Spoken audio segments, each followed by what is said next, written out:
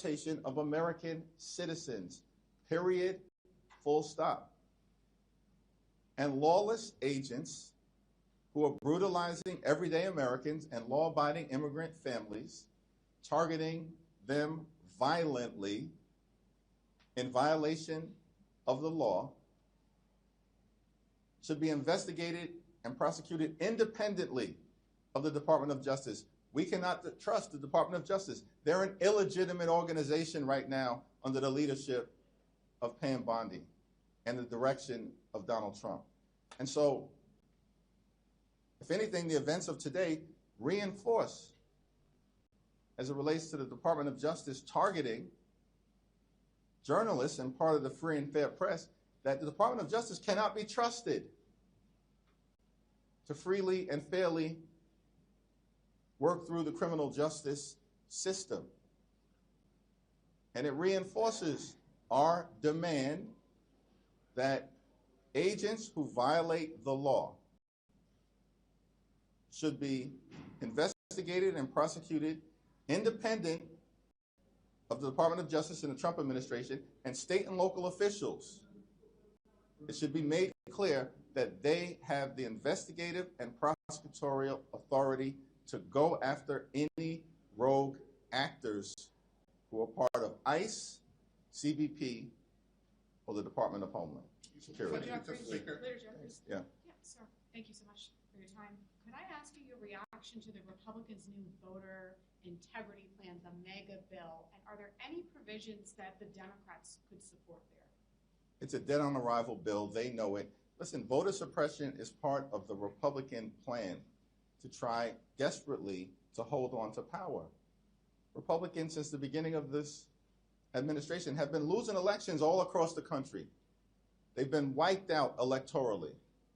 The American people know that it's Democrats who are focused on making their life better, driving down the high cost of living, and fixing our broken healthcare system. And it's Republicans who have unleashed this extremism and brutality on the American people and this assault on the American way of life, our values and our democracy, and have had enough of it.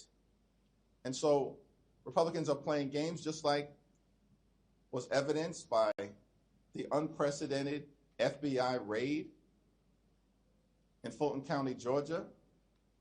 Republicans don't want a free and fair election because they know when that happens, and will ensure that it happens, they're going to lose. They're going to lose the House. They're going to get crushed all throughout America. So the latest voter suppression bill is not a serious thing. Let's just be clear about that. You're asking me a legitimate question, but it's an illegitimate bill. That's dead on arrival. It's going nowhere. I do have a policy follow-up on that bill, just regarding, I remember covering during the first Trump administration, Democrats were very concerned about Russia meddling in elections. Are you confident that the current election systems in all 50 states and U.S. territories will protect the ballot of U.S. voters? What I am thankful about is that the administration of elections are done locally as opposed to in the hands of the Trump administration and this group of corrupt sycophants. Mr. Leader, I just wanted to know if you are going to be whipping against the resolution that Greg Steube said he's going to force to a vote next week to expel Sheila from court. Congresswoman is, of course, entitled to the presumption of innocence. She's going through the process right now, and any effort to expel her lacks any basis at this moment in law, fact, or the Constitution. And if, in fact, there's a resolution that is brought to the floor to try to expel the Congresswoman, it's going to fail.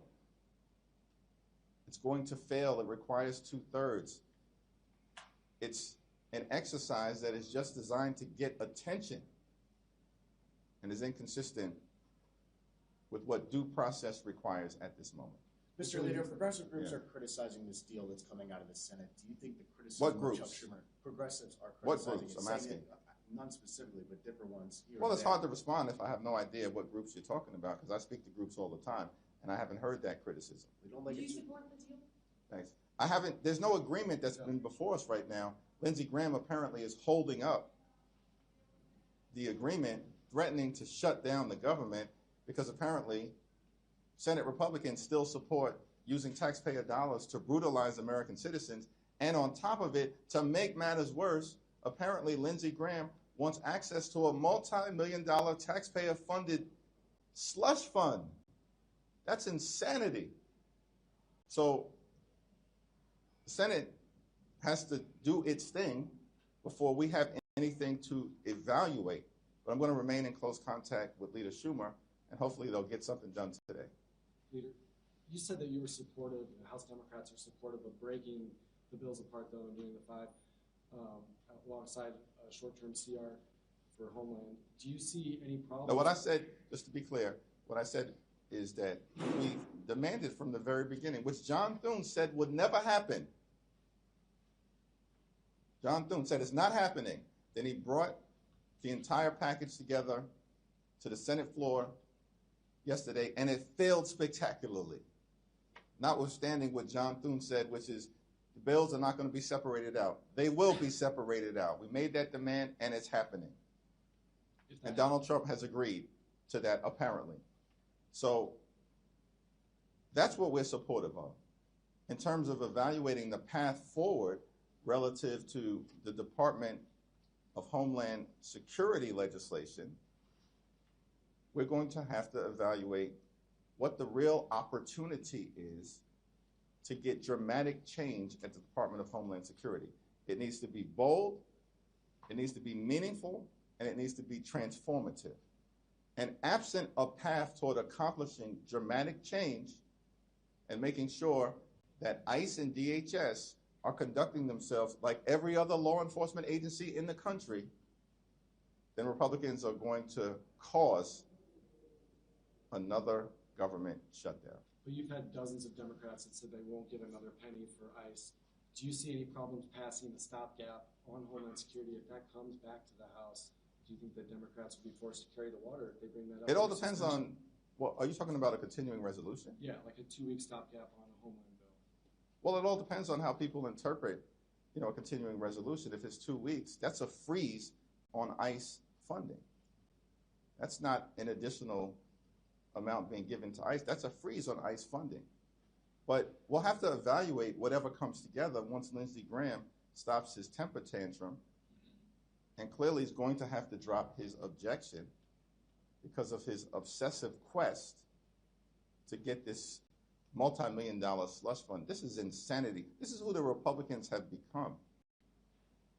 Why aren't they focusing on making life better for the American people? We are. We want to promote the health, the safety, and the economic well-being of everyday Americans. That's what the appropriations process is all about. But Republicans are making it about themselves and their billionaire donors rather than keep the American people safe.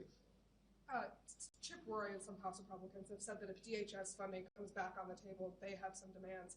How do you plan to get this new final product to be both severe enough that your caucus feels comfortable with it and also not get completely held up by House Republicans? The demands being made by far-right extremists in the House Republican Conference are going nowhere. And if for whatever reason Speaker Johnson bends the knee to the far right, then Republicans are going to shut the government down because they would apparently have zero interest in getting ICE and the Department of Homeland Security under control, which their own voters are demanding happen. Their own voters. Last week you expressed hope for a resolution before the House holds a vote on the Clinton contempt resolution. You know House Rules is going to mark them up next week. Are you still expecting a resolution? Have you been in touch with the Clintons on this? I've not been in touch with the Clintons, but it's my understanding that their legal team continues to engage in good faith negotiations to try to get to a resolution. My position on the underlying criminal contempt resolutions being brought before the Congress potentially by James Comer remain the same. Comer is not interested in any legitimate investigation. Democrats had to shame Republicans into joining us to force a vote and pass legislation to compel the Department of Justice to release the Epstein files.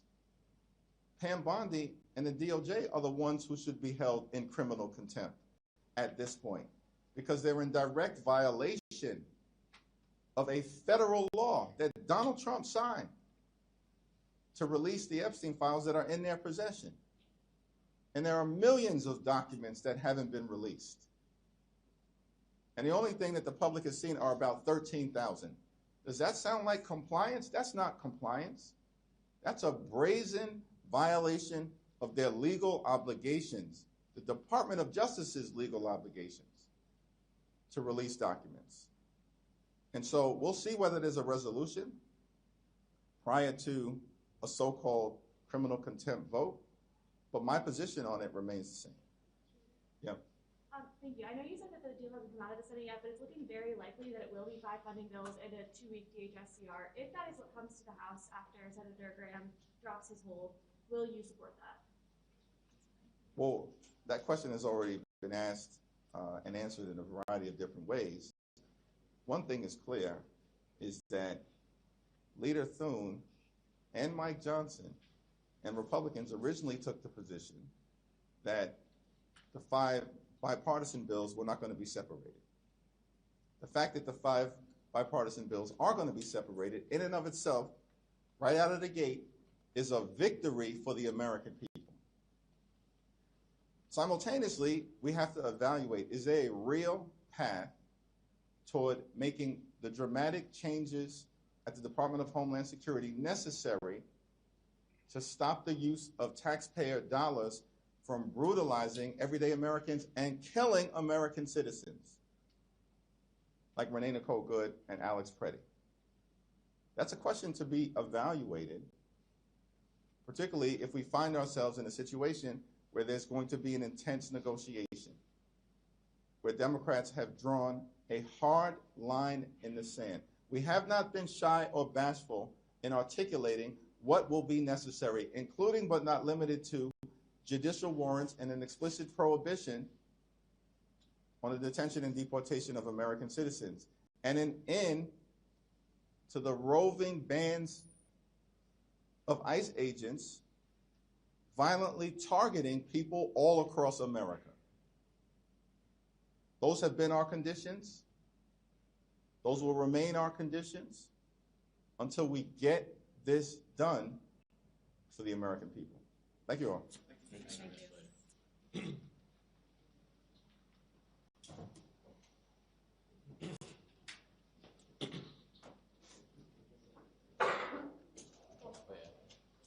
Thank you, Paul.